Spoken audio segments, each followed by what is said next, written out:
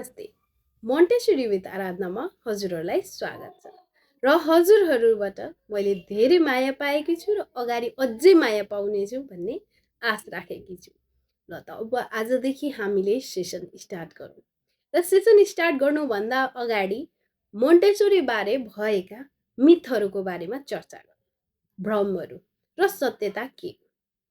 पहिलो भ्रम, मोन्टेसरी भनेको त बच्चाहरू त्यहाँ जान्छन्, खेल्छन्, कुद्छन्, रमाइलो गर्छन् र आउँछन्, पढाइ त फिटिक्कै हुँदैन। बट सत्यता एकदम फरक छ।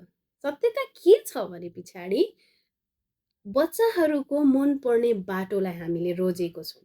यसमा बच्चाको मनपर्ने बाटो चाहिँ खेल्नु नै हो र खेल्दै उहाँहरूले केही सिक्नुभयो भने उहाँले जिन्दगी बिर्सिनुहुन्न। सो यसलाई के गरिन्छ भने टिचरलाई एज अ गाइडेन्समा राखिन्छ अनि बच्चालाई चाहिँ खेल्न दिन्छन् र उहाँहरूले त्यो खेल्दा गर्ने एक्टिभिटिजमै सिकाइन्छ।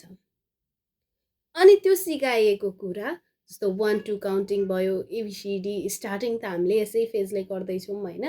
अनि यो जनावर हो, यो नेचर हो, यो यस्तो हो उस्तो हो भन्ने कुरा जुन हामी जानकारी गराउँछौँ बच्चाहरूलाई, त्यो खेलकै माध्यमले उनीहरूले टच गरेर उनीहरूले त्यसलाई फिल गरेर अनि उनीहरूले त्योसँग कनेक्ट भएर जब काम गर्छन् त्यो उहाँहरूले जिन्दगीभर बिर्सिनुहुन्न।